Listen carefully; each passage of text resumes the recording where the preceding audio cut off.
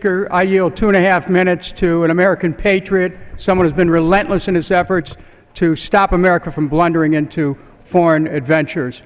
Congressman Ron Paul from Texas. Gentleman from Texas is recognized for 2.5 minutes. I thank the gentleman for yielding. I think this bill would be better named if we called it Obsession with Iran Act 2012. Because this is what we continue to be doing, is obsessed with Iran and the idea that Iran is a threat to our national security. Iran happens to be a third world nation. They have no significant Navy, Air Force, intercontinental ballistic missiles. The IAEA and our CIA said they're not on the verge of a nuclear weapon. It's so similar to what we went through in the early part of this last decade when we were beating the war drums to go to war against Iraq. And it was all a facade. There was no danger from Iraq. So this is what we're doing, beating the war drums once again. Now, since the bill has come back from the conference, we're going to deal with civil liberties in Syria. Well, I happen to be a civil libertarian. I'm very concerned about civil liberties. But let me tell you, this bill is not going to do anything to enhance the civil liberties of the individuals in Syria. Now, if we were really interested in the civil liberties, why wouldn't we look to ourselves?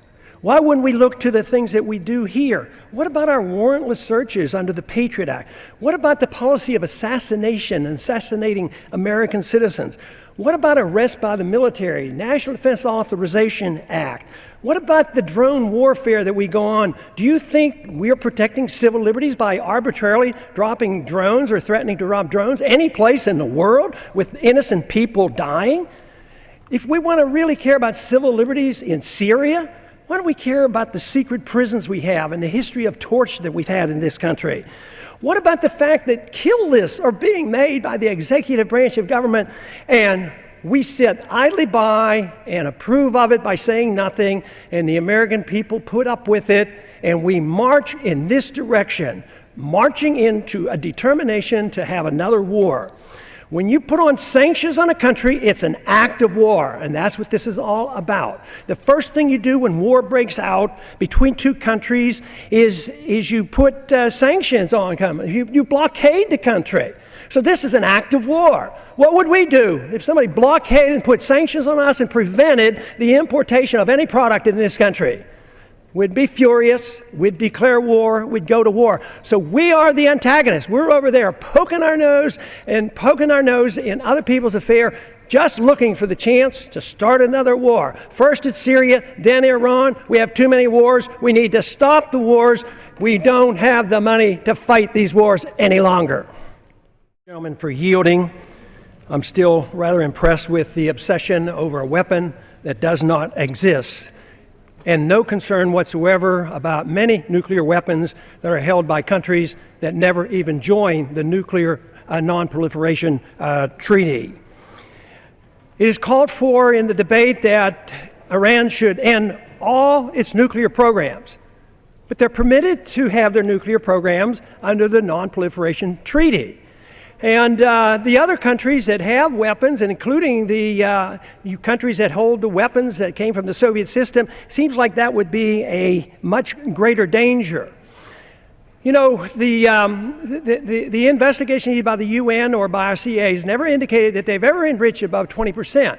And they said they won't even do it to 20%.